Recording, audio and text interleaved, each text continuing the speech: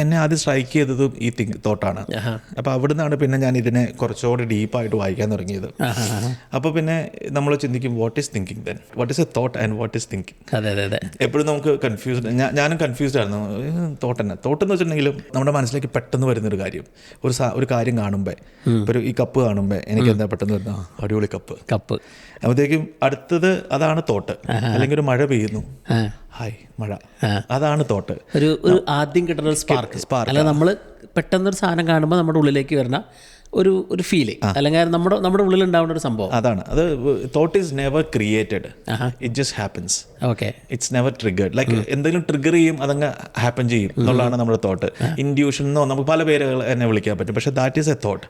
Thinking എന്ന് വെച്ചിട്ടുണ്ടെങ്കിൽ ആ തോട്ട് കഴിഞ്ഞിട്ട് വരുന്ന സാധനമാണ് തിങ്കിങ്.